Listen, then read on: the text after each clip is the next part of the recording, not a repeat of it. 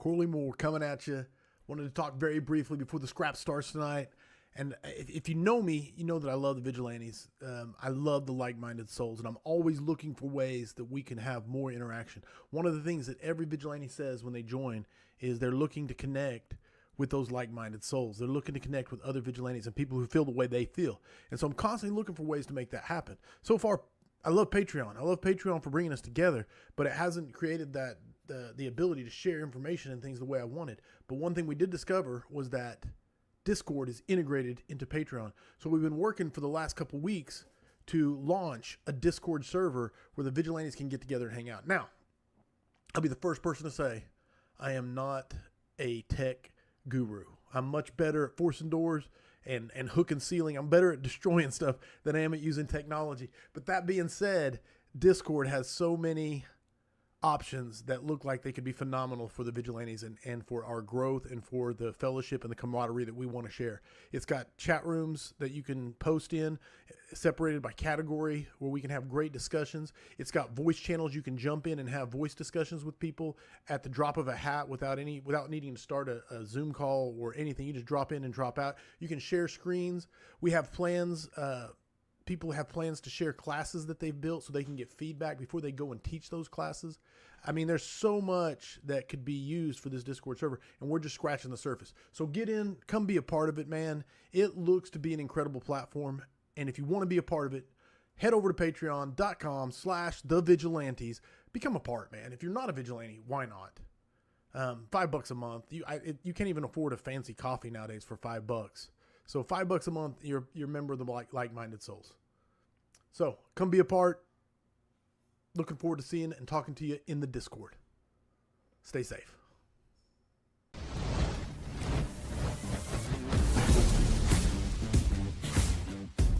Introducing the Affordable Standpipe Prop, another innovative solution by Affordable Drill Towers. The Affordable Standpipe Prop is a realistic training prop that allows you to conduct real-world training in your classroom and flow water in your parking lot. Crafted with efficiency and affordability in mind, the Affordable Standpipe Prop is designed to meet the needs of engine company training. We took the fire suppression system of a 7-story building, compressed it into 4.5 feet, and mounted it horizontally on our proprietary cart. For durability, the manifold is constructed of 4-inch Schedule 40 galvanized pipe with 7 2.5-inch outlets. Enjoy effortless maneuverability from 4 heavy-duty casters, 2 that are fixed and 2 that swivel with double locking brakes makes wheeling this prop a breeze. Yet, the locking casters prevent movement when flowing water. The entire unit is sandblasted. An epoxy powder coat finish is applied, followed by a red top powder finish. 2 reinforced shelves allow for transport and storage of fire hose, appliances, and tools. The basic model includes a 2.5-inch Siamese fire department connection, 6 2.5-inch angle hose valves, a system pressure gauge, and a sprinkler head with a control valve and water motor gong. The 7th outlet comes capped. The Affordable Standpipe Prop is available with your choice of Fireground adjustable pressure reducing valves from Elkhart Brass, Zurn, and Giacomini. You can also add the Dixon PRD, a screw-on adjustable pressure restricting device, a 7th standard hose valve, an additional sprinkler head, or the optional speed swivel appliance that can be used on the FDC. We pressure test the Affordable Standpipe Prop to 300 psi so that you can pump realistic fireground pressures.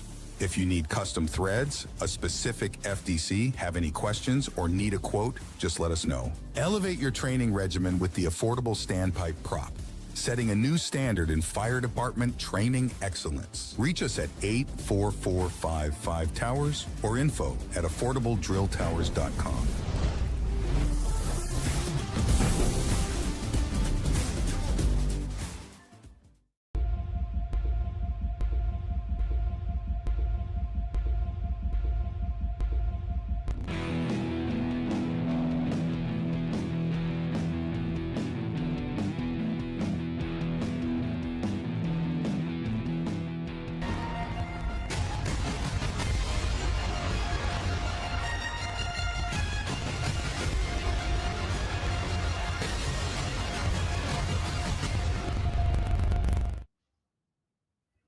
Corley Moore Firehouse Vigilance. It is weekly scrap number 273. My guest tonight is Steve Shaw. He is a husband and a father and a 29-year veteran of the Fire Rescue Service. He served over 24 years with Fort Lauderdale Fire Rescue prior to becoming the deputy fire chief for the town of Jupiter Fire Rescue just this year. He's an avid student. He has a bachelor's degree in chemistry and a master's in business administration from Florida Atlantic University. He's an author for fire engineering, a presenter at FDIC, and is the host of the Perspectives on Leadership podcast. He has a beautiful wife, two wonderful boys. In his spare time, he brews beer, makes handcrafted soap, and enjoys working in his garage. It is my absolute pleasure to welcome him to the Scrap for episode number 273. Welcome, my brother, Steve Shaw. My man, thank you so much for having me. I'm so excited to be talking shop with you. I've been waiting to do this for a long time. I get to see it at FDIC the last couple of years, and this is mind blowing. I'm excited. And congratulations, by the way, on your book. Congratulations. Thank you, brother. Thank you. Absolutely. And is there anything I missed on the intro? Anything you would like to add? No, man, I think that covers most of it. I'm just looking forward to talking shop and just to dive deep in all kinds of weird and just interesting topics tonight. Excellent. Excellent. Well, with that being said, then, audience, please, everybody's now we got a never easy, never quit already coming in from David Stender. Tailboard Misfits is checked in with two rocker horns saying, let's go. Rob Ramirez says, here to watch my brother of 26 years, the most interesting man in the fire service, talk soap, saws, brews, and leadership. So I'm looking forward to this already. Yes. Steve Mouch said, if Rob is invested, you know he's varsity AF. He's the real deal, coming at you from Rob. And fiddle player. Someone said a fiddle player. Yeah, all right, we're not going to talk about that. That's a okay. Hey, there's no telling where the audience will take us, but let's get to it because I will get to the sponsors so we can get to it. So here we go. Let's talk about those beautiful sponsors. Starting off with, when it comes to performance under pressure, you need equipment that won't let you down. That's where American-made Snap-Tight hose comes in. It's built tough for firefighters. Snap-Tight hose is engineered to perform under pressure. Plus, Snap-Tight hose are easy to deploy and even easier to rely on, with unmatched heat resistance to abrasion and extreme temperatures. Here's the best part. They offer guaranteed shipping and 4-week lead times. Visit snaptighthose.com to learn more or find a distributor near you. Snap-Tight hose, reliable, durable, and ready when you are. Affordable drill towers. On a mission to bring you cost-effective and versatile training props like the affordable bailout prop, which allows you to practice window bailouts, ladder bailouts, and ladder high point rescues. Of course, they make the affordable standpipe prop, which you can roll into your classroom and do your standpipe theory, and then you roll it into the parking lot where you can then pump it for realistic flows and pressures. From one of the best, of course, they make the affordable drill tower. With more than 60 drill towers installed, the affordable drill tower comes in several configurations and standard with the standpipe system. You can choose from 1 or 2 sets of stairs. You can integrate it into your existing Connex boxes or for multi-story access or freestanding on a slab. All models are NFPA 1402 compliant and gain you ISO credit. The only thing that you cannot do in an affordable drill tower is live fire training. Call Steve, 844-55-TOWER, or drop an email to info@affordabledrilltowers.com. And finally, firefighter safety and accountability starts with being able to quickly find and identify individual firefighters operating on the fire ground. Identifier Safety combines the best in photoluminescent materials for durable firefighter identification solutions that can glow for up to 20 hours. No switches, no batteries, which means you can rapidly able to identify firefighters by name, unit, or assignment, even under hot fire conditions. All of it specifically designed and tested for the rigors of the job. Be seen, on scene, identifiersafety.com. And with that being said, the sponsors are done. The intros are done. We've got the audience involved, and we're ready to kick this off. So, Chief Shaw, it's one of the weirdest topics. I always send out a thing that says, what would you like to discuss? And it's one of the weirdest topics to date. I think from 273 scraps, soap, suds, and saws. So take it where you will. Okay, it's going to make sense at some point. I'll start with that. Okay, so okay. First of all, I try to do my best to make my actions match my words, right? So I always find myself saying family first. You know, a lot of us do. And if I'm going to say family first, I got to make the actions follow suit, right? So I want to just start with family real quick. I mentioned before, I'm a husband and a father. I got two beautiful boys and an amazing wife who's watching right now. So my wife's a psychologist. Okay. When we first started dating, we were like, okay, so what do you want me to do? Do you want me to stay at home with the kids? Do you want me to go to work? What's that look like? So I go, listen, I'd like you to go to school, knock it out, and get that all just done. So she did. She knocked out her doctorate. When she was going to school for psychology, she did her research on firefighter stress, okay, behavioral health and firefighter stress, right? So she got a ton of surveys done with a ton of different fire departments. She's compiling all the data, and it's a lot, right? If you've ever known anybody that's gone through a doctorate, it's grueling, right? So we're sitting down one night, and she's like, I'm gathering all this data, and I'm noticing some trends. I'm like, oh, really? Well, what are those trends? She goes, well, first of all, your sleep patterns suck. And I'm like, yeah, tell me about it, right? Right. Right. So, and that's a whole another topic for another day. And I'm so glad that the fire service right now is really, really Tackling. talking Yeah. about that. That's huge. She goes, and the second thing is, your coping mechanisms need work. I'm like, well, what do you mean? She goes, you guys don't cope very well. And I'm like, well, Dark humor and alcohol is yeah, not the yeah, answer. it's that mismatch between like the adaptive and the maladaptive coping Right. mechanism. Like Okay. the good Okay. stuff, which is like working out and talking to people, seeing a psychologist, whatever. And then there's the bad stuff, the sleeping around, the drinking, the drugs, The the self everything. medication and yeah, Oh yeah, absolutely oh destructive behavior. yeah. And when she said that to me, oh, by the way, let me pause there for a second. If my wife's listening right now, she's probably saying to herself, "That's not exactly what I said, Steve." So I'm just going to say right now, if I tell you a story about my wife, it's how I interpreted it. So because if you ask her, she's going to be like, "That's not what I said." Whatever. Okay. But God bless her. I love I like this caveat already. I'm gonna have to file that away to use in the her. future. So I really thought about the coping part of that. I thought about all the stuff we see and the stuff we do, and what do we do when we get home? What do we do when we pull away from the job? Because you know it as well as I do. This is such an easy job to just dive so deep in. Hmm. And how many of us do that just to the nth degree? It becomes us, it defines us, right? And I'll be honest, I was starting to head down that path. I was really starting to head down that path. I was teaching a lot, and I used the classic excuses that everybody does. I'm like, honey, you want me to make a paycheck, right? You want me to go do this. You want me to get promoted, right? So I kept using those excuses over and over again. And the wife's like, whatever. And eventually it came to a head where we had, that talk and just kind of settled down, whatever. But regardless of that, in terms of coming home from busy shifts, seeing a lot of stuff like we all do, I really took the heart on how do we cope? How do we cope, Mhm. right? And I'm blessed to have just a family that likes to listen, likes to talk to me, and my wife does that for me. So I have that, and I value that, and I try to default to her. In other words, if there's conferences I'm going to be teaching at or opportunities to leave, I always try to pull back just a little bit and say, okay, is this right for me and her? Because that's got to start there, right? But in terms of coping, like we all have our different ways to cope, right? Some people like to go to the gym, some people like to woodwork, some people. I you mentioned before I got a chemistry degree, right? So I don't know Right. exactly how it happened, but I got interested in making soap at home. Okay, so so let me just throw this out there now, just to make sure I get it out there, so the laughing can stop. I'm a registered male nurse, and I make soap at home. Okay, let's just get that out there, get it out, just the laughs out and everything. But so I just started making soap, right? And I just enjoyed it. I just, it's chemistry, it's lye, it's oils, all kinds of stuff. And I just started making it, right? And it's funny because I started like bringing it to the firehouse, making it for gifts, and people, this bringing in a bar of soap for firefighters. Right. Right. I'm Look at me tracking. like what?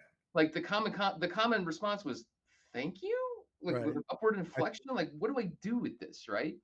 Um, Really funny story. Now, I'm gonna drift off into a ton of stories, right? This is okay. a funny one. So Enjoy. a buddy of mine at the job, Keith Garner, he's a driver over in Fort Lauderdale. Super amazing guy, dialed in driver. He's the mitigator. You put him anywhere. He's the kind of guy you keep in a box that says break in case of anything. Crack, get him out there. He's just awesome, right?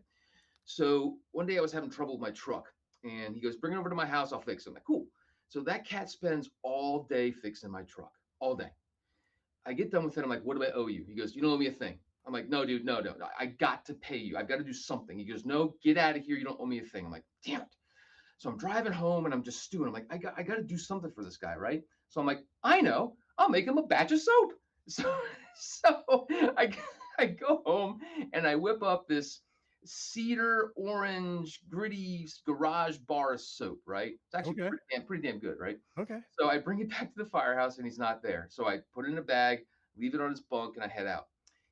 I get a phone call in a few minutes, and it's Keith. I'm like, hey man, what's up? He goes, dude, what is on my bed? What is this? I'm like, it it's soap, Keith. He's like, what? And I go, listen, dude, I didn't know what to get you. I made you a batch of soap, okay? He's like, thank you. And that was it, right? So a week later, I go back to the Firehouse. This was downtown, and for whatever reason, in the kitchen at Station 2, it was packed. Like from the fire chief all the way down to the least senior firefighter. There was just a ton of people in the room, right? So I spot Keith. Like I walk in on one side, he walks in the other. I spot Keith across the hallway. And I'm like, and he sees me. He goes, hey, Shaw. I'm like, hey, man, what's up? He goes, dude, you know what's screwed up? I'm like, no, Keith, what's screwed up? He goes, and everybody at this point is listening. Yeah, everybody's just tuning in. And I'm like, he goes, dude, when I'm washing myself, I'm thinking about you. And the whole station just cracks Oh up. yeah. The fire chief's cracking up. Everybody's cracking up. The firefighters are cracking up. And I'm like, I'm out. No, I'm done. I'm done. But so that was like the beginning of the legend of the soap, right? But for me, with that, with the other thing I do is I brew beer at home. Again, Okay. chemistry, right? But they're these just ways to cope with the job. They're you have to pay attention to what you're doing. You got to focus on it. If you talk to a lot of people that are in sports, they talk about certain sports that you have to be involved. You have to be engaged, whether it's rock climbing, jujitsu. You have to be focused on it. If you're not focused, you're going to get hurt. I'm messing with a big old batch of lye. If I spill that, I'm going to the hospital as a trauma, or it's going to be bad. So you have to focus. So it kind of takes your mind off things. It allows you to just focus on things, and it's just different. It's just different than what I'm used to. And the beer, same thing. I make pretty damn good beer. I'm just going to throw that out there, right? Okay. Okay. I'm not a big drinker. I just enjoy making it, and but again, it brings out some of the creative side, some of the side you don't usually use, but it just is a deterrent from thinking about the things you see in the job. So that's in a nutshell kind of where all that comes from.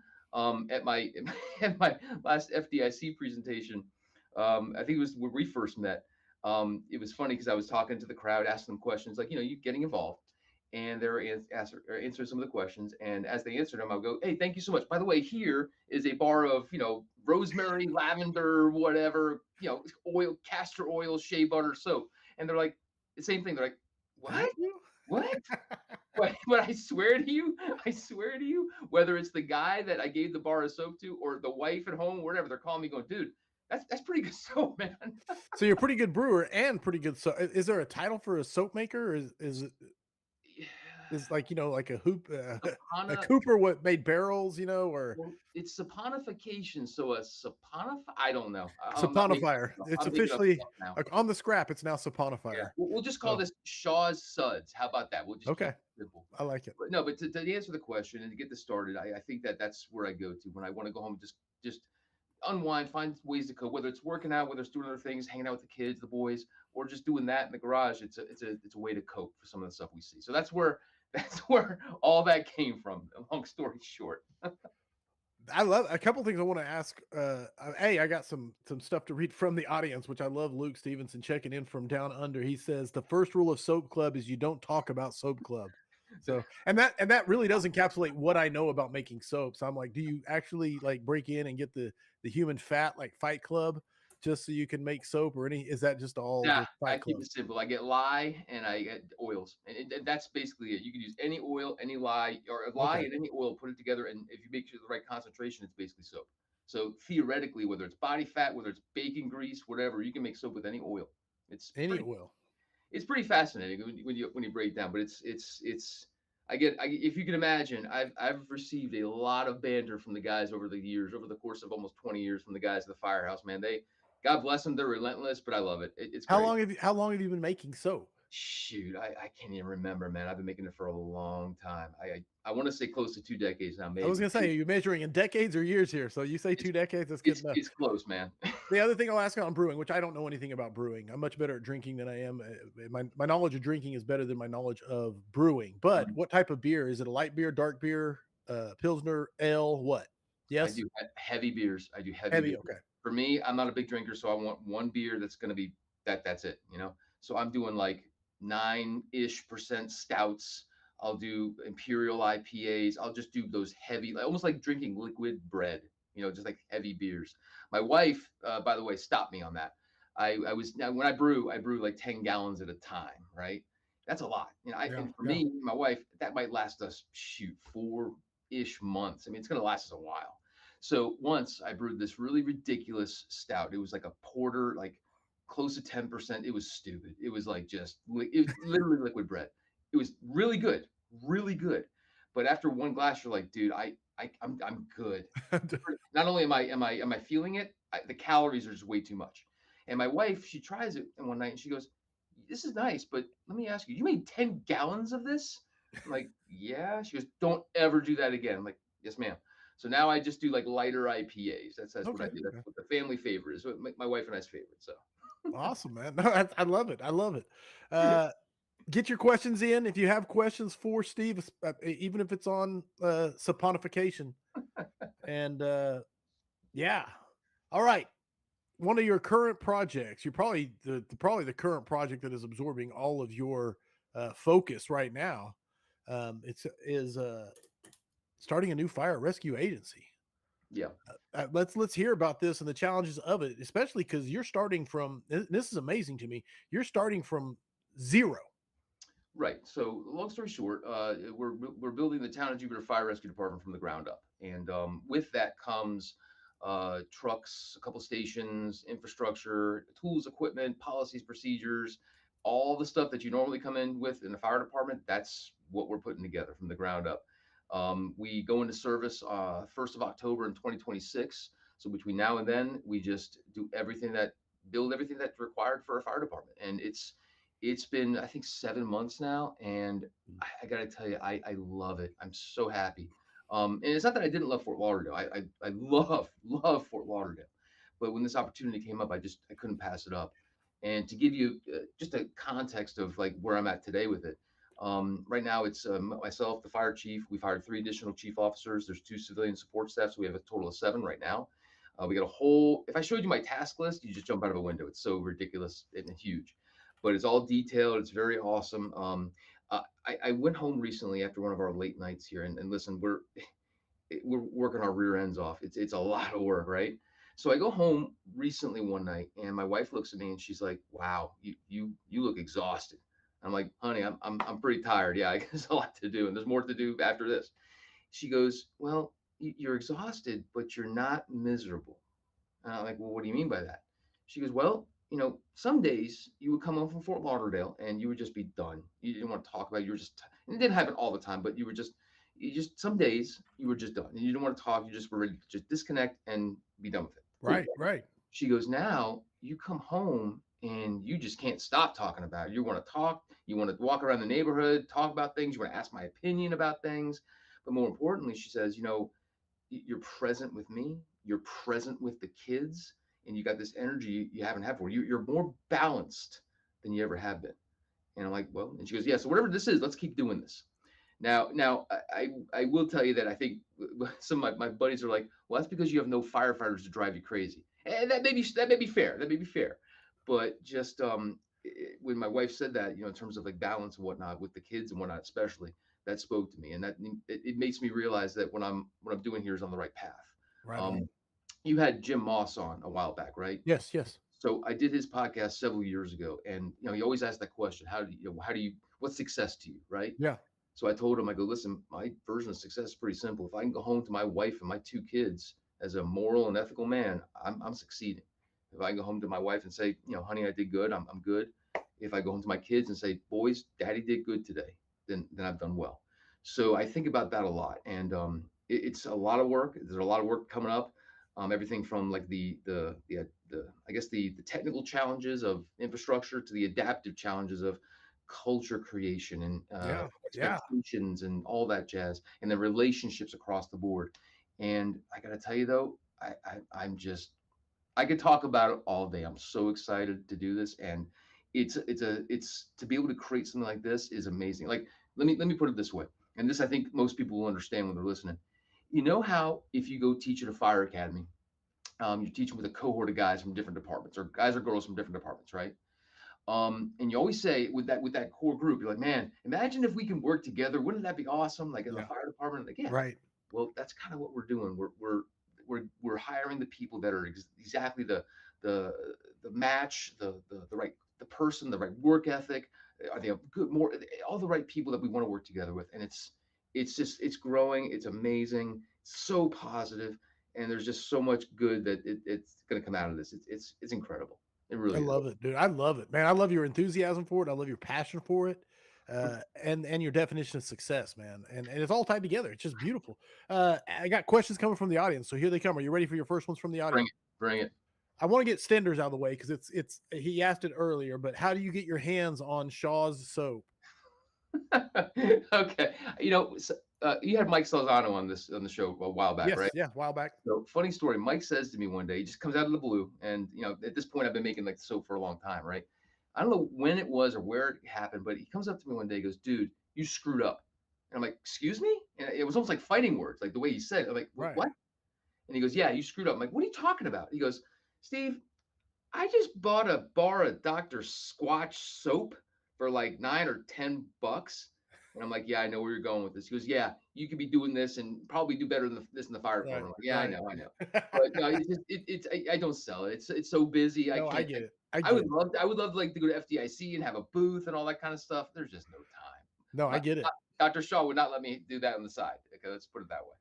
All right, so we'll get to the serious, which it was a serious question, but serious questions about the topic of building a new fire rescue service from the ground up. Adam wants to know, what do you focus on first? Firehouses, facilities, or sourcing apparatus? What was what was your I don't What, know priority list? what's Adam's last name? I don't know. It's just Adam on YouTube. Okay. So if he Okay. posts it, I'll tell you. Gotcha. Okay. Long story short, a lot of stuff was done before we got there, and it was done very smartly. In other words, they knew that stations would take a lot of time to build, so that was already the guts of that were starting to move. They knew trucks were going to take a long time. As we know in the fire service, buying a truck these days, not only are they expensive, but it takes a long time to get them. So those are put on order even before I got here. So they're thinking about those long-term capital moves way before because there's a timeline, a time frame that we're working with. So it was all done. And now it's basically, if I could put this in the simplest of terms, it's seasons.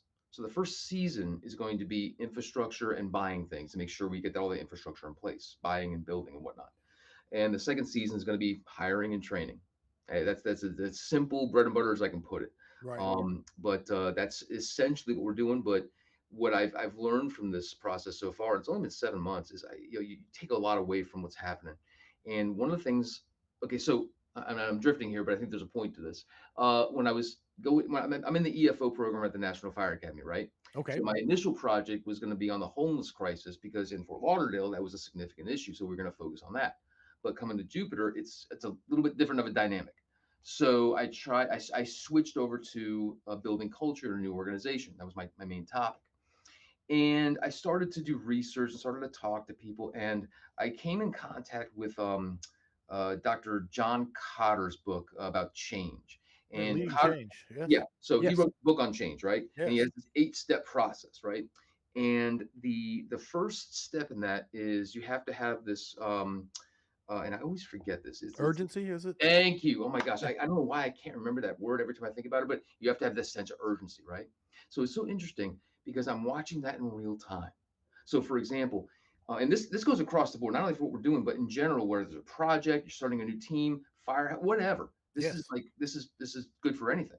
So our town manager, who's amazing, this guy is just the bomb. Every meeting we have, he starts it off with, "Hi everybody. By the way, October 1st, 2026, we start running calls. So where are we at? Where Where are are we we at with trucks? Where are we at with stations? Where are we at with this? Da, ba, ba, ba, ba, ba, ba," and everybody's held accountable across the board. And as you're watching it, you're like, wow, it's amazing. And everybody's on time. Everything's on budget. It's amazing to watch. And thinking about that and extrapolating it, I always look back at it from like Fort Lauderdale days. And I'm like, did I do that enough? Did I follow those steps? Right. Where Right. did I not? Where did I misstep to where things took longer or didn't go according to plan? But just to watch it right there, like it's like a petri dish. You're watching it take place. So it's just there's tons that it's just amazing to watch. Like I said, That's no, I could hear the enthusiasm. So yeah, Adam Haywood was the name my man behind it. Adam. He did send it. HLC Miller wants to know, amazing opportunity. No old staff decisions to overcome. how do you build a good culture from absolute scratch? What you're touching on, and I love this topic. So, this the culture is one of my favorite topics. So, Yeah. anyway, So, well, okay. Yeah, again, I did a lot of research on this. I talked to a lot of people, not only through just the talking to them, but like through the EFO process, interviews and whatnot, and just really diving deep into what that looks like. And I will tell you, obviously, it starts from the top. It starts from the top, and my boss is amazing, and he's probably watching this. I'm not trying to blow his skirt up or anything, but he's doing it right. He's talking to us, he's communicating with us. We're I'm learning a lot from him. Let's put it that way. And he set the culture from the beginning. In other words, general topics like like for me, for example, I was talking to a buddy of mine in I think it was Fort Lauderdale, and he made the comment like, you know what? I think I know if I ever got a job there, what it would be like. I'm like, oh yeah, do tell. What's it going to be like? He goes, well, I know you and you like to train, so we're going to train every single day. And I'm like, yeah, you're 100% right. Every single day was a training day. That is the standard. There's no breaking it. That is it. Whether it's 10 minutes on a piece of equipment or a protocol review or whatever, or 8 hours out of service in your gear and acquired structure, training is happening every single day. That is the baseline. He goes, okay, I knew that. And he goes, also, you're probably going to want us to do a lot of community events. I'm like, yeah, you're going to be resident centric, civilian focused. You're going to know your community better than any place you've ever worked before. And they're going to know you by name, by face, the whole nine. You're going to be deep involved. He goes, oh, okay, okay. And we may get to sleep at night. I'm like, maybe. I don't know. I'm not going to try to bother you at night, but that's a good baseline of what you said. But, it starts from setting those expectations. And I think about that a lot because when I look back, and retiring from Fort Lauderdale, and anybody who's on this that's retired before, maybe they had the same experience I do, but you find yourself just reflecting, not right. regretting, but just reflecting. And I think about some of the bigger ticket items, the projects, whatever that I've worked on in the past. And I think about, if they worked, okay, great, but what made them work? And if they didn't, what made them not work? And I always go back to, I thought the ones that didn't work as well, I didn't set the expectations well enough. Mm, mm. I didn't make the expectations clear, or they were blurry, or they weren't said out loud, or I assumed. Ambiguous. Yeah, yeah, Yeah. yes. So that right there to me is big. Just being very intentional and deliberate and crystal clear about expectations and those things. Like for example, there's several people that have reached out to me that I think in their minds, when we get this started, they're thinking this is going to be some sort of retirement gig. They're going to just hang at the station, pop their feet up, and just wait for calls to come in. God bless them. And if that's what they want, that's great. But it ain't going to happen here. This is totally different, especially in the first few years. We're going to be working. We're going to be getting to know things, zone familiarization, training all the time. And if they're not ready for that, that's fine. There's no big deal. But it's not what you're looking for. Right, So again, going back to expectations, right. making people understand that is important, and that goes with anything. I think whether it's your job in general, like if in Broward County you're getting hired with Fort Lauderdale versus another department, you know what you're getting. If you're getting hired with Fort Lauderdale, you're going to be beat up. You're going to be running calls. You'll be up all night. If you don't want that, then don't apply, man. The same token, if you want to work for small town versus county or whatever, it's yours to pick these days. You can it's a buyer's market, okay? But it's so important for people to know. It's important for the employer and the employee to have that match, Oh yeah, I to be able love to it. coexist.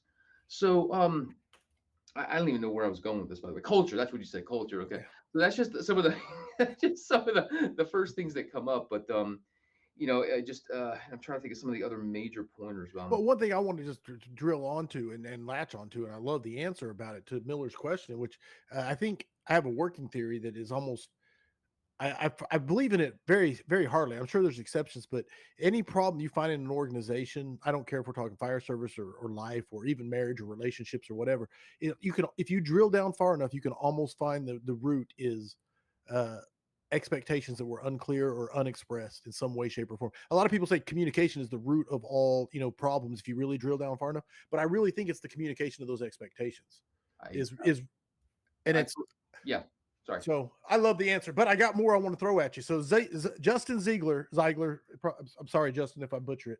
Welcome to the scrap. What is the most unique thing you are planning to do? I like this question, so I wanted to hear.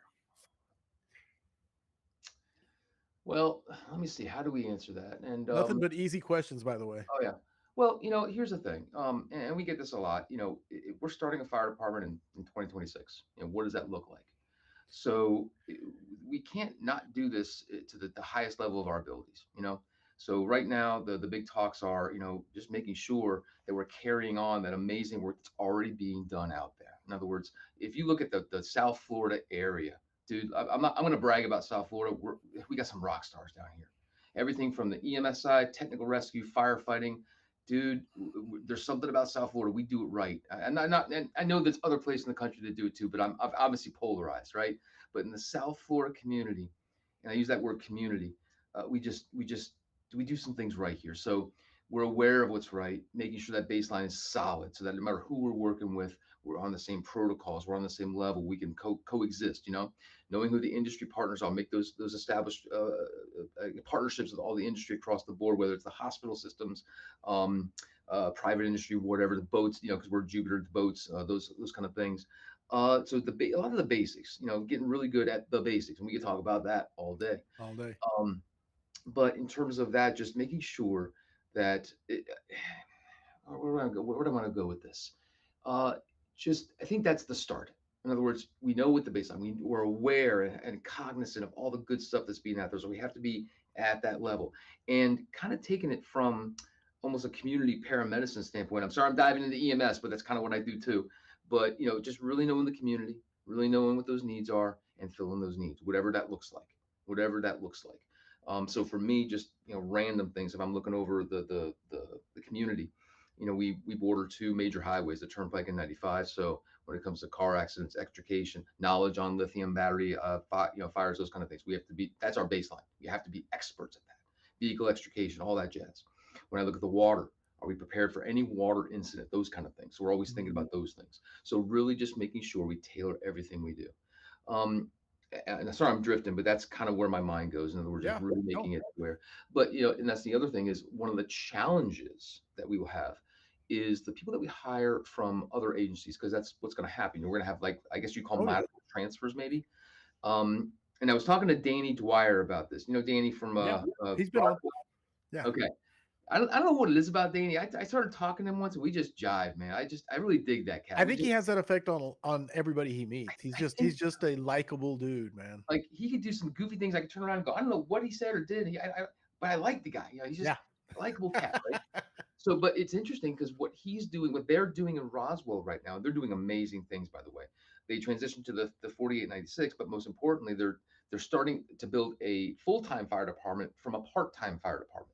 So all of their part-timers that were working from other organizations are now applying for full-time positions. So essentially, they're kind of doing a little bit of what we're doing, where Right. we're going to hire different people from other organizations, and based on their experience, we'll go from there. But the same challenge is going to exist there. In other words, we're hiring because of experience. We're hiring because of your knowledge base, your experience, what you bring to the table, right? Cool. But that's a lot of different perspectives. That's a lot of different shared experiences. That's a lot of different protocols, a lot of different traditions, and all that jazz. Okay, everybody's here. Does everybody understand that we are on the same ship? This is the ship we're sailing on. So that's going to be the challenge that Danny's dealing with. That's going to be what we're dealing with. In other words, the respect and admiration for all the experience that people are bringing in. But hey, now that you're here, this is the boat we're on. This is the expectation. This is Right. the expectation. These are our standards. Everybody's on the same boat. This is how we move forward. Does that make, No, sense? oh, dude, because I'm Bruce Tuckman's model of teams storming, forming, Yes. forming norm. Yeah, what is it? Forming, storming, norming. Anyway, I can only imagine how that curve is going to look for a brand new organization. This isn't a new crew coming together. This is a department. So someone had a question here I wanted to ask. It was I'm looking. Nathan Sturm, Nate checking in said, Chief, can you elaborate on the size of the department you are building, stations, personnel, etc.? Yeah, it's going to be. Also, is it paid, a volunteer combination, or what's the plan? That's a good question. Well, in South Florida, in the Tri-County area, when I say Tri-County, it's Palm Beach County, Broward, and Miami. That's traditionally what we refer to as Tri-County, at least where I come from. It's mostly a career firefighters. There's a handful of volunteer, like just a single digit number of volunteer departments. And like the average areas or the surrounding areas, it'll be full-time career fire departments, 3 stations, and 3 engines, 3 rescues, and a ladder truck. So somewhere, and I don't know the numbers exactly, but whatever the consultant's report says, we're starting with that. It's going to be somewhere around 100, a little bit more. And these, please don't quote me in these numbers because I'm not looking at the numbers right now. And but it's going to be 3 stations worth of individuals and running around the town of Jupiter. And you mentioned 4896 up there with Dwyer. Have you guys settled on a shift schedule or anything like that yet, or is it all still up in flux? Let's put it this way. We're very aware of all the dynamics that are out there. We're very aware, especially in our area. Okay. So we're aware of it. Right now, we're still slated to do just the standard schedule, like 24/48s. But we're aware of it. We're watching, and it's something we'll have to look at. Yeah. But yeah, we're aware. Just like James Gearing, I know he's done a lot of work on the 24/72s. He's one of the big champions out there right now. There's podcasts, there's panels, and everything. So no, we're well aware of the dynamics, and we're keeping our eye on things.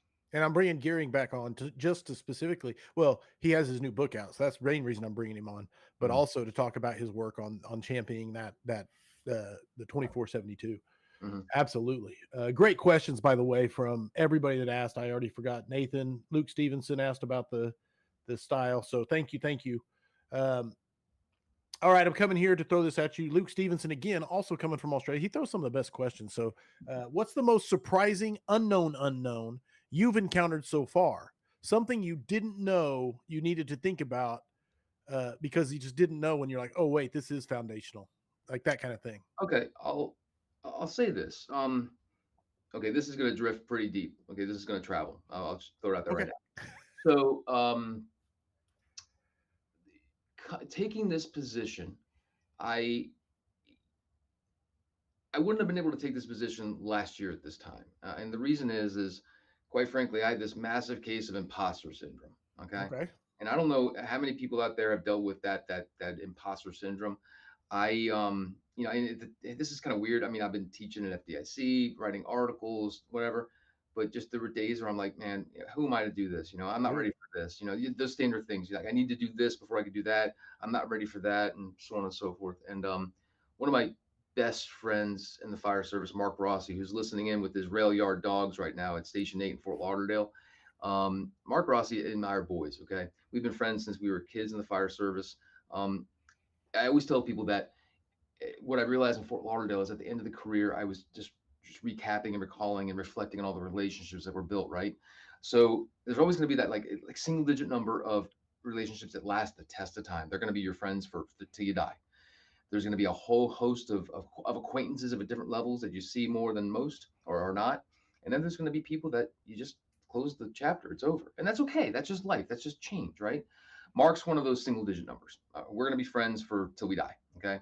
But Mark said to me once last year, and I always give him credit for this. He just stops me one day. He goes, Steve, you got to stop it. You just got to stop it. Get that crap out of your mind. In other words, stop having that imposter syndrome. And I'm so glad that he said that. And there was a couple of things that happened around the same time, but he's like, stop. I don't know exactly how he said it, but again, I'm in the interpretation was stop doubting yourself. Yeah. And I thought about that a lot. And I think about anybody who's listening, who's ever had that idea of imposter syndrome. I get it. I've been there, and so when I took this role and I applied for this role, I went in there knowing that, dude, I don't know everything. I'm applying as a deputy chief for a new organization. We're building from the ground up. I don't know everything. I don't. I know what I know. I'm decent at training. I'm decent at EMS. I got some other things. I can swing a saw like a surgeon. But a lot of things I've not done before, or not done as much as if I would have worked in those areas like prevention and those Sure. things. Sure.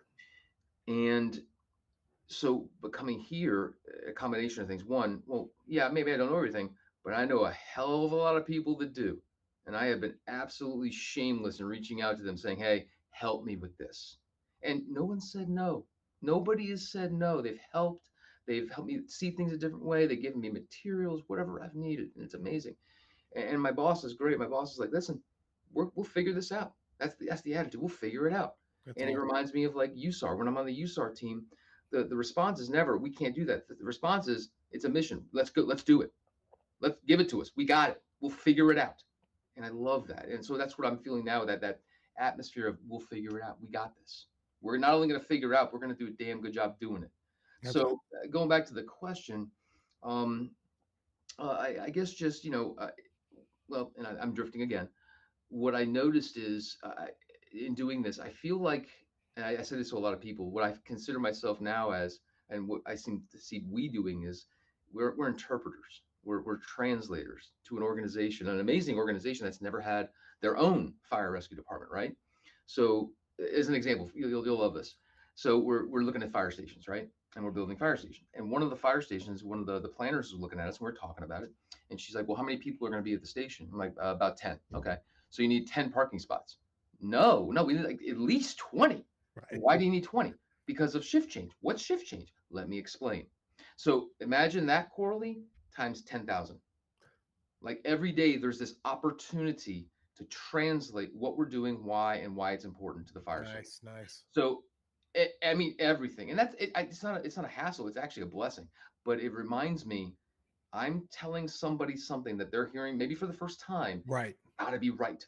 It's got to be accurate. I got to have the references. I got to make sure I know where I found it because this is the first time they're hearing it. And you know as well as we do, or as I do, in the fire service, our words have weight. Oh yeah. When we say something, people listen to us. They trust us.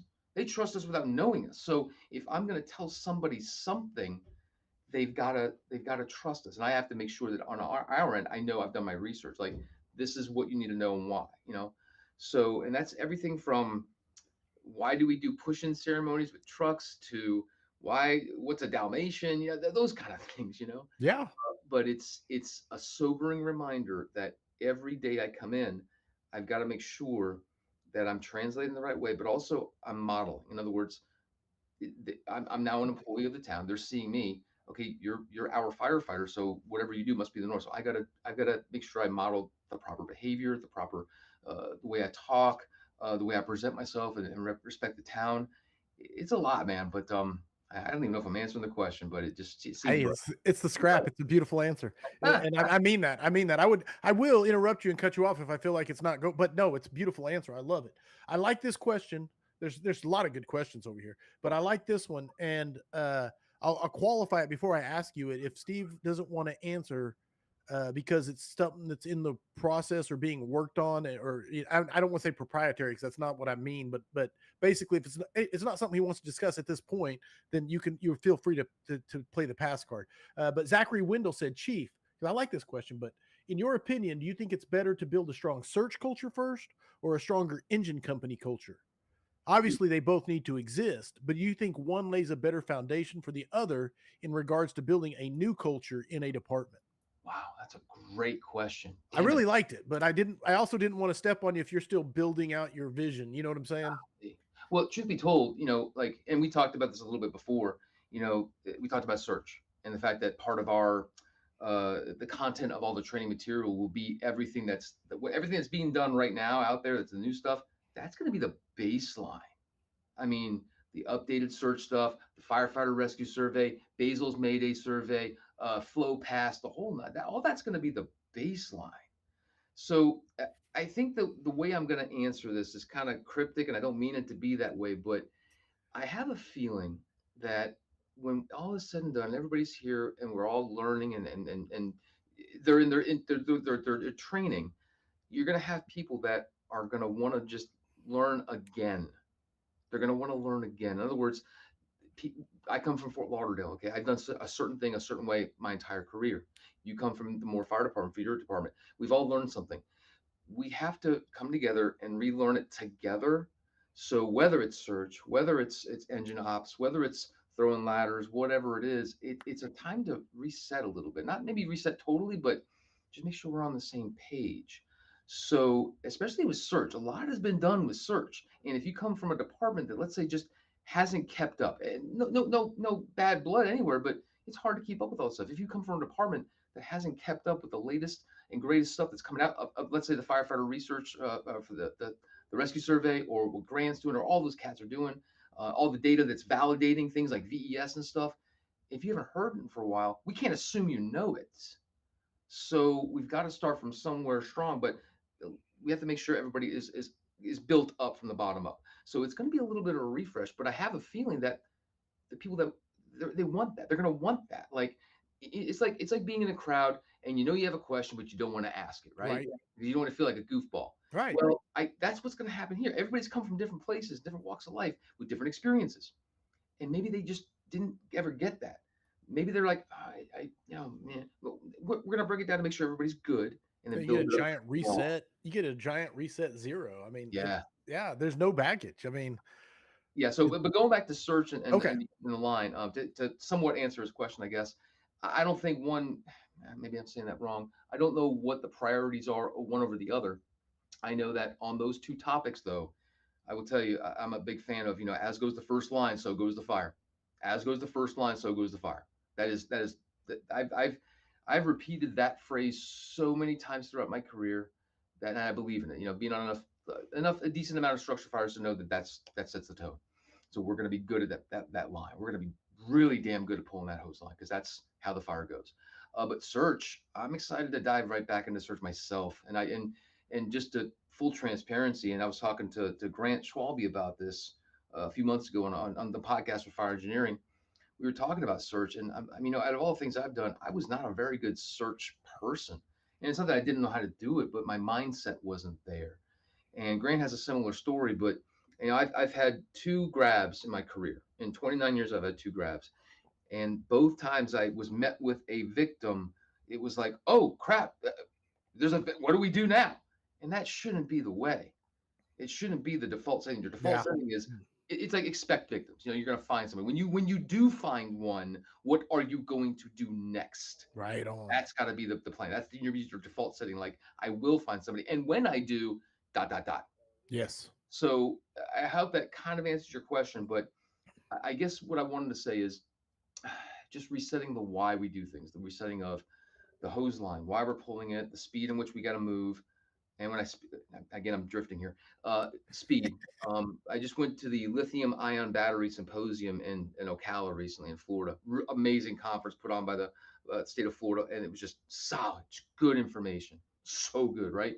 You know those videos you find on the research sites where you have legacy furniture and then Oh modern yeah. furniture? Okay, they injected another one with lithium ion battery like fires, and it's crazy because you see, legacy furniture takes its time, blah blah blah blah blah. Then modern burns pretty quickly.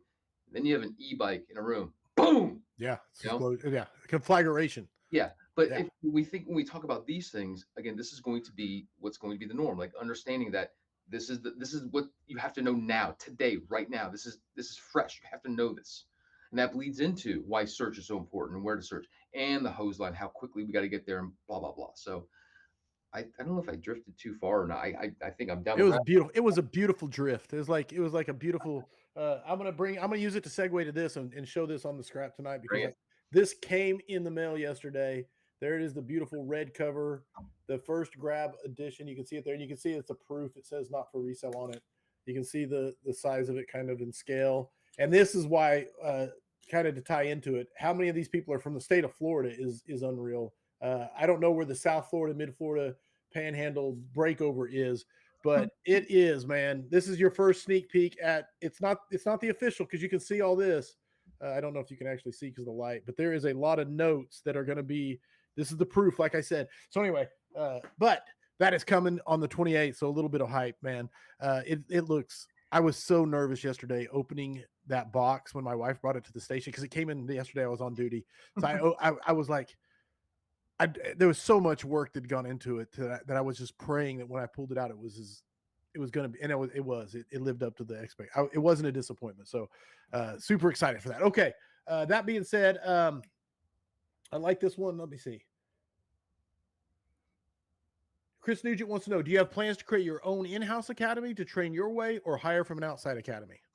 You know what, a lot of this is still like in the works, and like you said, some of it's still stuff that we're still kind of not ready to put out there, and some of it's still being created. So we got a lot of we're still looking over everything right now, if that makes sense. And I'm not trying to avoid the question. It's just that a lot of it we're trying to keep in house until we get a nice beautiful product. Absolutely, bro. And again, any of these that are still in flux and you're still trying to figure out which way it's going, please don't feel like you have to answer. I'm just going to keep throwing questions at you. And just so you know, if anybody's interested, you can go to the website. The Town of Jupiter Fire Rescue website they've been really good about being very transparent with everything that's happened with the fire department. It's all there, all the information and whatnot. So if they ever want to look, they can go there. Love it. Yeah. Chris Wessel's coming at you from Atlanta. Speaking of Dwyer, but Chris wants to know: are you recruiting only members who are current firefighters, or a combination with rookie firefighter? Are you going to do new hires or just Combination? Okay, It'll be a mix. you will have actual rookies starting out 0 at Jupiter. Oh yeah. That's yeah. awesome. That's Oh, yeah. awesome. Zachary Windows, they got a lot of questions. I hope you don't mind. Chief, in your opinion, do you think it's better to be? Oh, I got you. I hit you with Zachary's. That was a great question, Zach. All right, and Luke Stevenson says, and I probably already know I'm guessing I know the answer to this because you were already talking about your punch list and how long it is. But are you documenting what you are doing? You could create a blueprint for anyone finding themselves in the same position in the future. And what will be the title of your book? Okay. So there's a journal app on my phone. Okay. For the first 6 months, I've been journaling almost every single day on the way home from work. I try to do it. It's been hard in the last couple of weeks, but I'm trying to document as much as I possibly can because I don't want to miss any of the little nuggets that may just go by the wayside because I've got too busy to remember them. So I'm trying to just keep everything and remember everything, but dude, there's so much. So I try to journal. I try to do it. I do it on the way home. I put the journaling app on. I just talk into it. Okay. I just dump everything. No, and I think that's that's kind of it's an interesting question. I think that we're learning a lot through this process as much as we're dumping a lot of energy and putting a lot of our knowledge base to work. Of course, we're learning. Right. I think the learning that's coming from this is applicable for big projects, small projects, whatever. And kind of like you, man, you do this for the value of the fire service. If after this is over, even during it, whatever value I can bring, I'm there, man. I'm in give back mode, if that makes sense. Like there was I'm gonna look it up because I don't want to mess it up, but there's a quote that was said. It was by a Houston chief, not Houston. Live in the red. Anyway, so I'm in give back mode. Long story short, I'll find this in a second, but I'll quote it so I don't make a mockery of it. But there's a lot of, again, going back to retiring and then being around such amazing people through the course of my career. I'm never going to be able to repay them, and I think about that a lot. Like even before coming on tonight, yesterday I called Bill Guston. I talked to him a little bit, just thanking him, and he hates that. He's like, Steve, you don't need to call me, okay? And I'm like, but I try to give credit where credit's due, and there's too much of a list to do that. But maybe through my actions, that's how you do it. Maybe whether it's like you presenting, writing articles, whatever that looks like, I'm in. I feel a constant sense of giving back, and it feels good to do for others, if that makes sense. Oh, absolutely. And the title of the book will be that year in 2024 when we built a fire department from the ground up. That's the working title. We'll start there. No, absolutely, brother. I love that. Live in the red, the giving back, all of it, man. I do. Isaac Bueller wants to know, what's the name of the journal app? It's whatever. Let's see here. It's whatever Apple has. It's just a journal app, and I've just been dumping things into it. It's quite long. Holy crap, it's so long. There you go. There you go. Okay. Pulling up the notes here. I think I've got. Yeah, I've caught up. Boom, boom, boom. I kind of covered that one, pivotal. So if I pull up the right notes, boom, there we go. Now, Rotary saws, overhead doors, South Florida forcible entry versus the rest of the country. I kind of sense this like superiority complex from South Florida on there. I hope it doesn't come off that way. I'm busting your chops. But and also what it has to do with gusting, because you just did a pretty good gusting imitation there. So talk about rotary saws. You said you're a surgeon. Oh man, this was again going in decades. This is over 2 decades ago. I was working for Fort Lauderdale as a firefighter. We respond to a single-story, single-family CVS structure, attached garage fire that had drifted into the house. And the order for me, and I can't remember what unit I was on. There's a reason I can't remember, but I was ordered to take the overhead door, take the garage door. Okay. And I kind of blocked it out of my head because whatever I did to that door, I don't remember. It was a catastrophe. It was an absolute catastrophe. I was so busy with other things in my life. I was given an opportunity to perform on scene, and I just looked like an absolute buffoon. I mean, I think there was at one point I remember banging on doors with mallets and metal flying everywhere. I looked like an absolute, I was stupid, right? And I remember coming back from that saying, I am never going to look like that again. I am never going to fail like that again. I'm never going to make my department look bad again. Okay. I'm going to learn. So on that topic, overhead doors, garage doors, using saws, I just started kind of diving into it, studying. I took it deep, man. I started just reading articles, reading books, talking to subject matter experts, Guston being one of them. I mean, I traveled East Coast to Fire Rescue East, West Coast to Fire Rescue West in San Diego. I just went all over the place. I was in that learning phase. I was just so hit by that I'm like, I need to learn. Why did this happen? And during my education, I learned a ton. I got really good at not only learning about saws and how to use them and the whole anatomy and physiology about like overhead doors and all that jazz. But I met Bill Guston through this process. Just a little bit regionally. Broward County's up here, so Fort Lauderdale's here. Miami-Dade's down here is where he works. My brother works for Miami-Dade Fire Rescue. He's Venom One actually. He's in Miami-Dade. I think he's listening right now. He might be listening. But he worked with Guston for quite some time down in Liberty City. He's got some. That's a whole other set of stories that you can imagine. Okay. But in talking with Bill, he just kind of took me under his wing and just gave and gave and gave and it got to the point where I was teaching internally. I had developed videos and just I was comfortable, more than comfortable, right? And I remember one day calling Bill and I'm like, hey, we're doing another training class. You want to come up and train with us? And he kind of yells at me. He's like, Steve, you don't need me anymore. Why are you calling me? And he didn't say that out of being mean. He was out of love. Like, you're good. You're good. You've got this. You got the blessing from the man. And that sense of, you know what, you're right. I do got this. I'm good. I got this. And then it became not just about me, but others, like training others. And then when I started watching and some of the tactics that were performed, and when I say South Florida forcible entry, South Florida is interesting because we have a lot of, since Andrew came through, our standards for hurricanes have kind of bolstered up our construction down here between hurricane glass, reinforced overhead doors, whether it's on commercial structures or more specifically homes, residences. But you have to think about tactics a little bit differently. Sure. So, but I learned a lot from him, and I owe him a lot.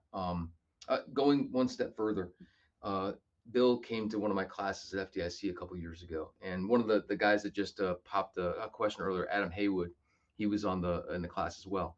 Now, actually, no, let me go back one step. Adam, the guy that asked the question, was in my first FDIC class, which was titled "When Rotary Saws Meet Overhead Doors." Okay. Okay. And after I met him, after the class, we were just talking shop, and Adam's a saw geek, just like I am. So we just bonded, right? So we're talking about saws, talking about forcible entry, and he's like, "Hey, do you mind if I work with you, collaborate with you, maybe get some of your information?" And I'm like, and I thought about that. Everything stopped, and I thought, well, hold on a second. I got one of two choices. I can go, nah, man, this is my stuff. I'm the saw guy. You can't touch this. This is mine. I'm the silo. This is my stuff. Or I can go, no, dude, because what Bill gave to me. So I did what Bill did. I gave to him. I'm like, dude, what do you need? Let's talk. Let's collaborate. And I'm watching him just take off with what he's doing. He's got his own company. He's teaching. He's going to be a big dog one day.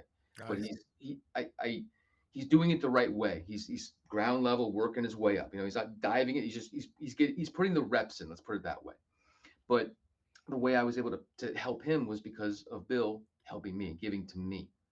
So it was just very impactful in my career, to be quite honest.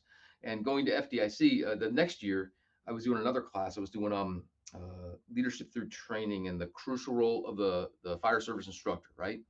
And first time I was doing the class, really good class. It was just a lot of energy. It was great, right? And I didn't notice till like halfway through, but he's in the class. Right. I'm doing. I'm like, hey, I know that guy. And it was also the year just right after Bobby Halton died, right? Yeah. So before the class ended, Bill stands up and he goes, Steve, I gotta go. I gotta go set up the ceremony for Halton, so I gotta leave. I'm like, hey, that's okay, man. Thanks for coming by. He goes, Steve, you knocked it out of the park. You knocked it out of the park. And if anybody was there, they probably saw this. I literally broke down in tears. Right. I had to like recompile myself before getting back onto things. But it was just like full circle, So, but going back to the overhead doors, the garage stuff, the saws, it was I it started with failure. It started with learning, and having mentors around me, people that supported me. It just led to a beautiful thing. And now, going further, once I'm now on the tactical side, when we talk about forcible entry and whatnot. Um, so little things, and I don't want to go into debates with this, between TP cuts and other cuts. Uh, you know, if we were to divide just the two garage doors, like overhead doors, let's say steel slat overhead doors you find in commercial structures versus garage doors, let's say on residences or maybe some commercial structures like sectional type doors. Um, in South Florida, you got to tackle those sectional doors a different way. So, and I can draw these out and everything. In fact, you know what? Hold on. Can you see me okay? Okay, let me see. Yeah, this is up to Sam if you're messing with All Sam. right. So, okay, I think this might work. Okay, so yeah, this might. So on these sectional doors that we have in South Florida, overhead roll up doors. I was talking to oh, it'll come to me in a second. Anyway, I'll get back to that in a second. So sectional doors in our area, most other parts of the country, your sectional doors, they're nothing. They're a piece of metal. You can chop them down easily. Oh, the guy that you had on your last podcast, Mitch. Yes, So human. so funny story. I saw a video of him that he posted online about him taking a garage door and he uses maul with it. You've probably seen it. Now, years ago when I saw that, for like zero point 0.2 seconds, I saw him wailing on that door and I'm like, what the hell is that guy doing? Because I come from a different area. You can't Right. do that with the doors. We have the doors will laugh at you where you come from. And I thought for like zero point 0.2 seconds, what is the guy doing? Then I realized, oh, this guy's really good. He knows his territory. He knows his first due. He knows how those doors are connected. He's hitting the points that are going to knock that thing off. Wow, this guy's dialed in. So I felt bad that I felt that way in the beginning. So I called him. He probably doesn't even remember this, but I called him. I found his number. I'm like, hey, man, my name is Steve from South Florida. He's like, hey, I'm like, I got to apologize. Like, why? Because for like zero point 0.2 seconds, I thought you were an idiot. And in reality, I'm the idiot. I'm sorry. And he's like, okay. So that was, so I Thanks for called my soap. Thanks. so, but the bottom line is when you have these sectional doors in South Florida, the thing about it is you don't know what's on the other side of them. It's very deceiving, especially the residential ones that are hurricane rated. There's horizontal reinforcements. There's styles that go up and down for additional reinforcements. Some have additional like faux wood on the front of them. They're monsters, man. They're monsters. And if you come at them with like your traditional teepee cut, the door typically is going to laugh at you. And again, I just want our guys to look good. I want us to look Right. good. Right. You'll see a lot of us in the South Florida area stop teaching the TP cut, especially in those sectional doors, to go with more box frame cuts. And I'm going to tell you right now, behind the doors, a lot of times the skin itself is just held on by those some of the reinforcing agents, but they're just holding on. In other words, there's nothing holding them together. So a lot of times what we're teaching these days, and I'll send you the video of this later, if you just drop two vertical cuts like this, like 12 inches apart right from the side, this piece right here and this piece right here, there's nothing holding on to them. So they just drop, they just fall, even if it's reinforced in the back. And the Okay. reason I say that is traditionally, if you're doing a triangle in the middle, you're cutting through a lot more material because of all the stuff that's back there. And you might be able to fit the nozzle in there to get a knockdown in the fire. Cool, I guess. But if you have two people working and this sawyer drops two verticals here and then starts working on the cut right here going across, the nozzle You men could or already be nozzle working it. Yeah. can start hitting the fire, totally working with. And again, this person's working on their own, this person's working on their own, and they're not working against each other. And if they take that top cut and 3 inches above or below is the sweet spot between that seam right there, and they cut that across, while that guy's knocking down the fire, you can open the door. And that's one of the most efficient ways we found to just take some of these more reinforced The doors. big reinforced doors. We don't have those here. Ours are like Right. aluminum cans. It goes back to all firefighting is local. Right. Firefighting is local. You know what you know what your territory is, and that's the importance of pre-planning and zone familiarization and all that jazz. But That's anyway, that's what you get on the scrap, man. Some top level. Absolutely, I love it, brother. Love it. Family in the fire rescue. oh yeah. So like I mentioned before, I always start with family. My brother's I think listening right now. Rusty, he's working for Miami-Dade, and you know, I'll start with this. My father first got me into the fire service when I was 18. He came to me and he goes, "Hey Steve, we're gonna go join the Coral Springs Volunteer Fire Department." And I'm like, no, we're not. I'm too busy. We're not doing that. That's goofy. I got too much to do. And he just started yelling at me. And long story short, we did. And I'm so glad that he gave me that nudge. I'll call it a nudge. It wasn't a nudge. It was a kick in the rear end, but he gave me that nudge. And I'm so thankful for that because here I am 29 years later and I love what I do. But my father, interesting story, 45 years old, he went to the fire academy, EMT school, and paramedic school at the same time I did. So Wow. and the story he tells me, because he was working for the city of Miami in the admin side, next to the city manager's office. The way he tells the story is he did all the school. The city manager was going to offer him a job as a firefighter, and then his boss was like, "Listen, stay here. I'll give you Fridays off in a company car. Is that good?" He goes, "Yeah, okay." So he did all that school for nothing, Oh, but wow. he did it just to do it. And I think about that, and I'm like, I don't know if I could do all that. Right, right. No doubt about it, man. So No doubt about it. I have a lot of respect for him doing all that. And then my brother is in the fire service. My three cousins are in the fire service. So one works for Palm Beach County, one works for Sunrise, and one works for Margate. And it's just nice to have the whole family in the service, you know. So Oh, brother, I absolutely love it, and and like you touched on a lot of different things, but two things that absolutely resonate with me is a, this job will, if you allow it, this job will replace what's most important to you, and that is family. mm, 100%. That's one of those things. That's yep. part of the never-ending fight against complacency is just recognizing don't let this job replace what is most important to you. Family, 100%. Training, Firehouse 46, Mike Salzano, Danny Moore, and yourself as lieutenants. Three different shifts and three very strong personalities from what I can tell. But it worked well, you say. Well, like I said, man, I just reflecting, and I always go back to that firehouse. We were there for 3 years together. Mike's on B shift, Danny's on A shift, and I was in C shift.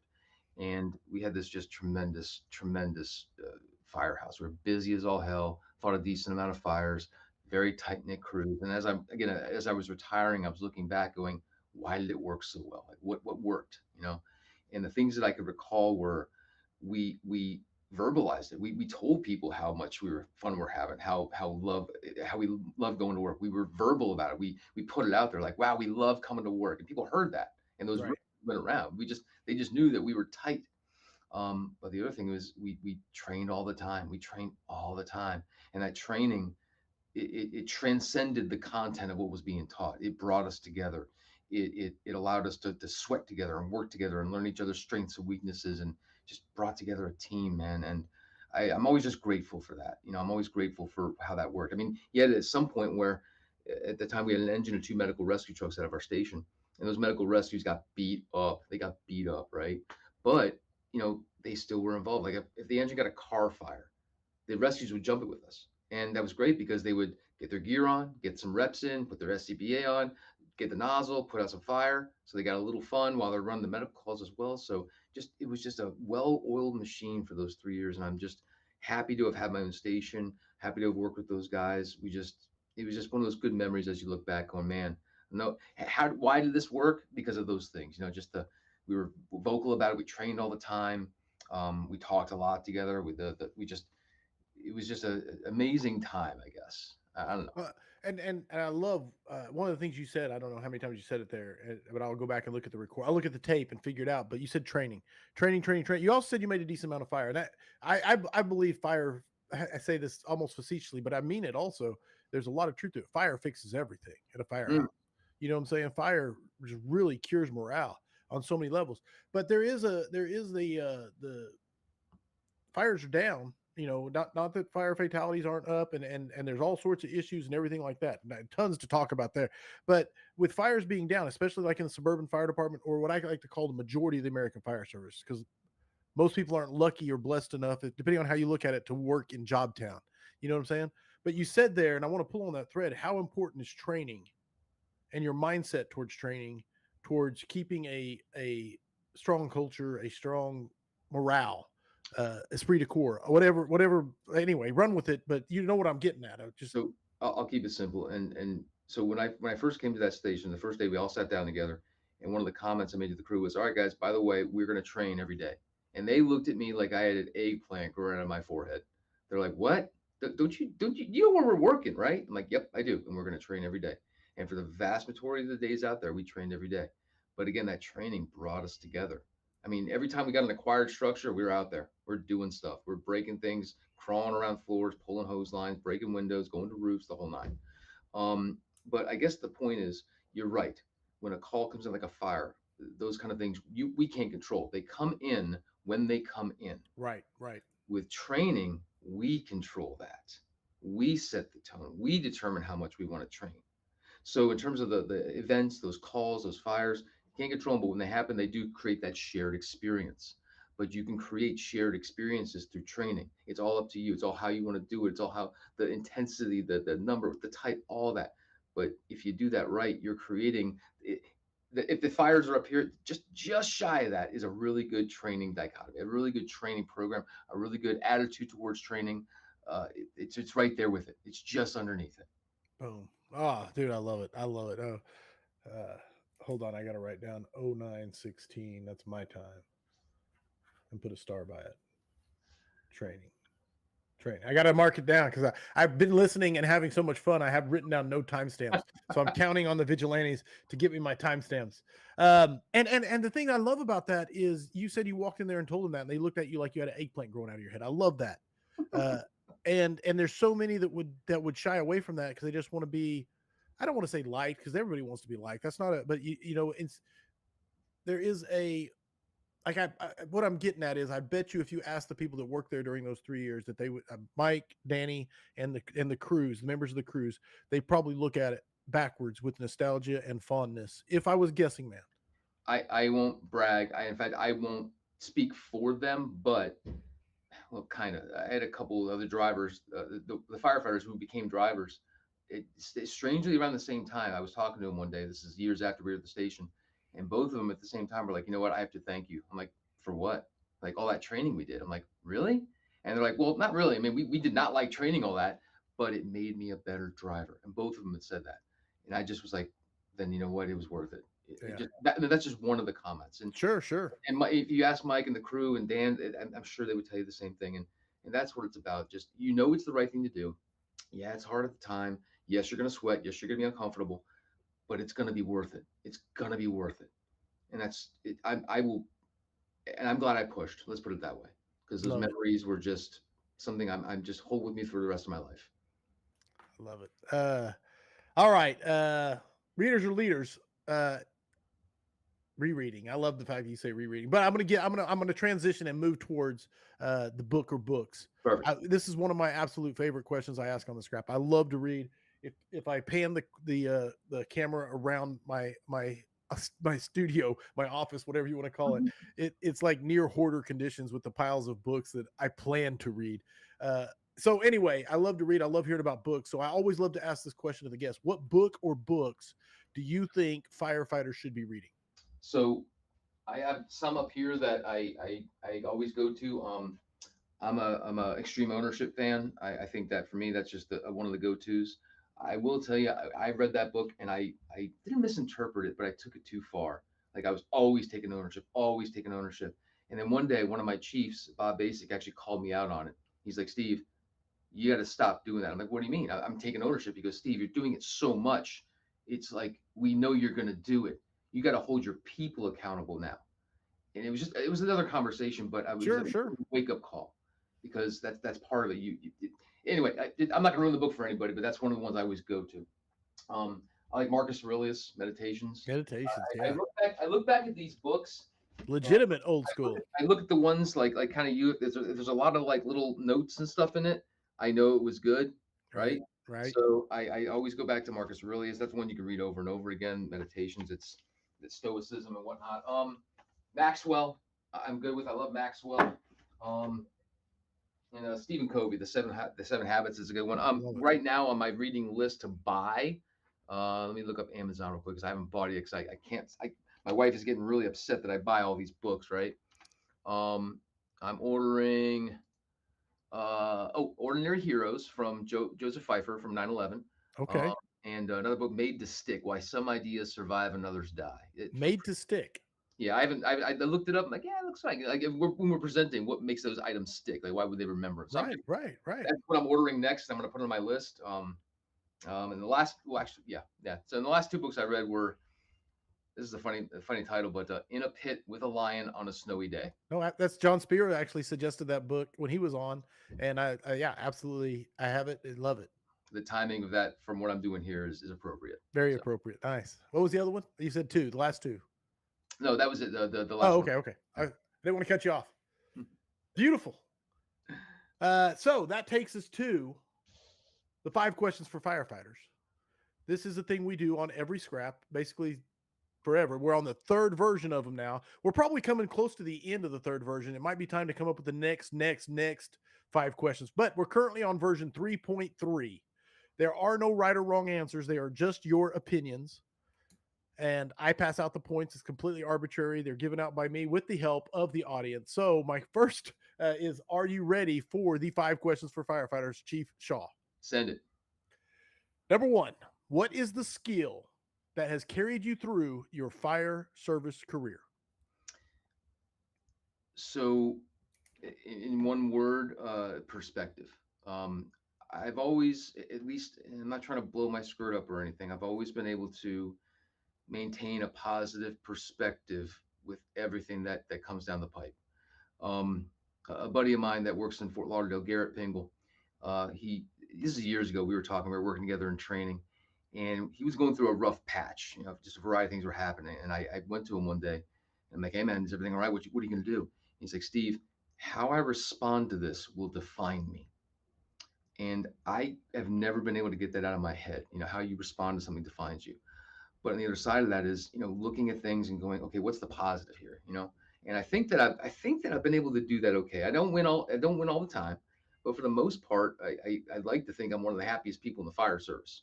I got 29 years in, I'm 47 years old, and I come to work just ready to rock and roll. I love this job. I love this job. And, no matter what so I've always, and the guys that may be able to quote these that I know I've said them enough because the guys would quote them to me when I was in training. I used to walk around. They're like, "Hey, how you doing?" I'm like, "Man, the sun shines on the training bureau 24/7. That's why I'm always wearing long sleeves." I would say it over and over again. They would repeat it back. And then when I got into EMS, like, "Hey, how's it going over there?" I'm like, "Man, every day's an adventure. Every day's an adventure." And they would keep saying that, and they would keep repeating things like, "Everything's unicorns and rainbows." But I mean it. I'm not just fluffing anybody. I'm not bull crapping anybody. I love this job. I love the challenges. Everything is an opportunity. Every angry person is an opportunity to make a relationship. Everything you do is a chance to learn and grow. And I just think that's kept me sane through these years. I think. Yeah, so. I love it. And again, I like the fact that Angel Rosario says he really is the most positive man in the fire service. True story. So, my boy. so it's being backed up is what I'm saying. So absolutely, I'll give max points for positivity, perspective. Would you say you're just an eternal optimist? Yes, 100%. Maybe to a fault. And I think when I get home, I'll have to ask my wife about that to see if that's accurate or not. But I can't not see the positives that come with whatever comes down the pike, and I think that just keeps me sane. I love it. Like for example, I used to work as a nurse part-time when I was working at 46 at my firehouse, and I was working there full-time nights when I was working at 46 for a short time. Right. And the way I was able to maintain that sanity was, as I'm looking at patients, I'm thinking, okay, what am I learning from this? What experience am I getting? And that literally kept me sane for a short time. So I guess it works. Yeah. No, hey, I love it, brother. One thing I could definitely be is more positive. So I'm envious. So max points on number 1, easy max points. And I don't know if anybody's ever said perspective, positivity, and eternal optimism. So that's pretty powerful. Number 2, one of my favorite questions of all time, but it's Jobtown. It's time.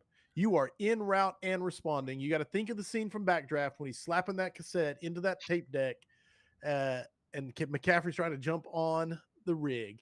But what song are you playing while you're en route to Jobtown? All right. So I'm just going to start with the backstory. When I was 18, and I won't say who I was riding with, the people that I was riding with at 18 as a volunteer, when we would go to Starbucks or Barnes and Noble to study for paramedic school, every time we would get a call, the guy had a tape deck and he put it in the tape that it was the theme for Backdraft, and we would play that on every call. It was so goofy. But I love it. Anyway, but this is going to be another weird. This is going to be another weird response, and just go with me on this. Okay. Have you ever seen the movie Last of the Mohicans? Oh yeah. Yo, Daniel Daniel Day Day-Lewis. Lewis. Yeah. Okay. And for those I of you love that the have, soundtrack. I love the okay, soundtrack to that. I okay, used then to, yeah. you know where I'm going with this. You know where I'm going with this. Remember at the end where there's that battle scene. Yeah, when Uncas is fighting Magua, and then the Chingachgook runs up there, and they're just kicking the living Oh yeah. crap out of each other, right? The song that's playing with that is called Promontory. It's the fiddle tune, and if you listen to the tune just on its own, it's like, okay, that's a nice tune, it's pretty, whatever. When you match it, and you've seen the movie, when you match it with that fight scene, it's just powerful. Every broken bone, every splash of blood, every stab, it just makes it like, wow, holy crap. And there's emotion to it. Every time I hear that song, I don't hear the song. I remember that visual, the energy and the battle, and I'm like, that's it. That's what I would play. Promontory. Yeah, and it's goofy, but that's where my mind goes. I don't know. I always no.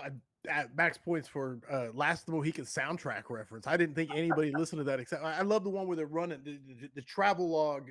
It's the travel montage, and it again is the fiddle and the drums, Yeah. and they're running through the river and the woods. But I couldn't spout off the name of it. I just always. But Max points number 2, and there's also it's now going to be put in the Spotify playlist of the scrap suggested songs for Jobtown. Oh man, someone's gonna be listening, going, For whom the bell tolls, yeah.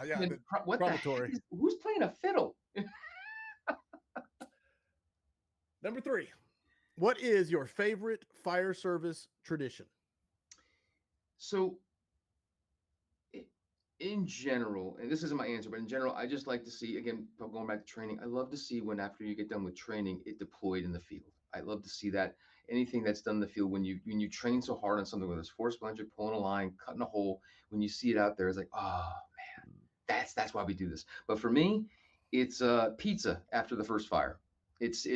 I go back to 46, and one of my best memories is, and I'm proud of this, everybody that was out there, all my firefighters, my driver, I was with them on at least one first in fire, all of them, and I hold that close and dear to my heart. But I love being with rookies and brand new guys when they get that first fire, and then we make them buy pizza. There's just something special about that. I even now I've got a guy that I used to work with, Terry. He was with me in EMS for a while, and he's amazing, just an amazing guy.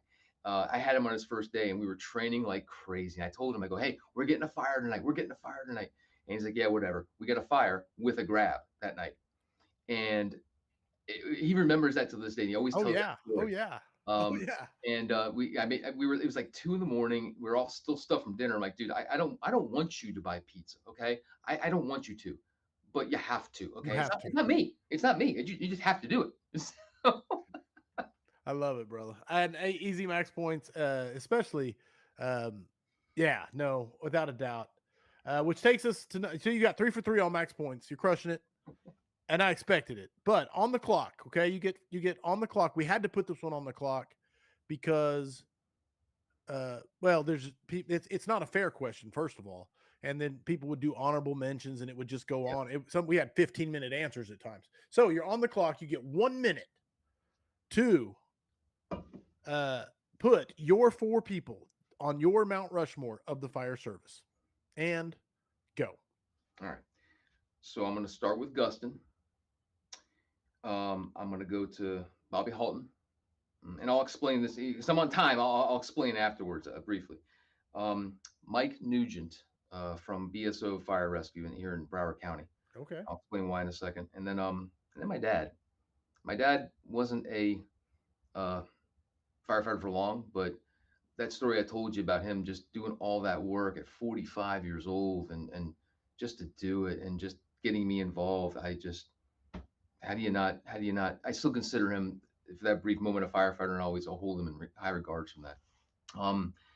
But I told you about Gustin and what he meant to me and what he's done for me, and I always will pay him back for that. Halton, gave me the opportunity through fire engineering. By the way, funny story. My first proposal for FDIC was turned down. Okay. Right. Now, I was already doing podcasts and I was already writing articles. Okay. And I thought, I'm sure this is perfect, right? It was turned down. I'm like, ah, son of a bitch. So I see Halton on a podcast just before we were going on. And it's me and him and somebody else. And Halton goes, "Hey, Steve." I'm like, "Hey there, Chief. How you doing?" He goes, "Hey, I read your proposal." I'm like, "Yeah." He goes, "Yeah, you suck at writing proposals." There you go. So, but that blunt honesty, Yeah. that ability to be, oh, just who he was and not ashamed, uh, unapologetic, being unapologetic about his beliefs, and but having those tough conversations. You know, it was him that gave me the go to do the Perspectives on Leadership podcast through Fire Engineering, and I always just thank him for that. But we had some good conversations right near the end before he passed, and everybody's got their different memories of him, but those are mine, and those are strong. So, but Mike Nugent, just want to throw this out there real quick. Everybody that's listening in the South Florida area knows Mike Nugent. Okay. When I first started at 18 years old in the fire department in Coral Springs as a volunteer, I had this goofy long hair, big ponytail. I looked stupid, right? And he would always call me Hop Sing. All right. Never forgot about that. But he taught me how to tie my first set of knots. Um, and just was a mentor through a long portion of my career. When I went to Surfside, when I was going to Surfside, he got caught wind of it, and he called me up, and he just started yelling. He's like, "Steve, wear your effing mask. Wear your mask. You need to wear your mask."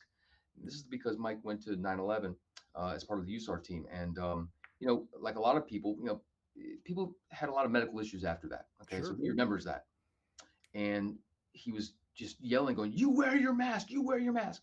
And he was yelling, but he was doing it like from love, from a good place, Sure. and just he's meant a lot to me, and I think that even taking this transition over here, talking to him, getting mentorship from him.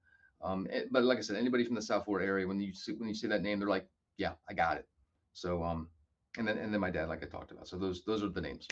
I love it, brother. It's a beautiful, beautiful uh, Mount Rushmore. I love when they mix the personal, the local with the big names that everybody knows, and it really is a beautiful. Easy max points on number 4 for 4, which takes us to the question that will never change. It's the question that's been on every scrap since we started asking the question. There is heavy fire. There is searchable space. Would you rather be assigned to the nozzle or be the first in on VES? That's an easy one. It's the nozzle, of course. That's where I was born and bred. I that's what I've always done. Ironically, though, on my engine, I found myself doing a lot of truck stuff. Like went to the roof a bunch of times. I've done forcible entry, search and rescue, uh, and I remember being really good at VES because we trained on it so much. So when I thought about this question, my part of me was like, well, I've got VES down. If I had to do it, I've never done it before, but if I had to, I would know exactly how to do it. So my thought was maybe I'm needed to do that when it comes into play. But by default, there's always that love for the hose. There's always that love for being the first in, pulling that first line. And like I said before, as goes the first line, so goes the fire. You do it right, you set the tone, and things usually stay good going forward. Right on, brother. And there's no wrong answers. And that's what I like to hear is the reason why. And that officially makes it 5 for 5 max points. And that officially puts scrap number 273 in the books. My brother, Steve Shaw, thank you so much for spending your evening with, and you had a busy evening tonight too. I know Yeah. this. A lot of people didn't know this. You came straight from like a city council meeting Town to council. make this happen. Yeah.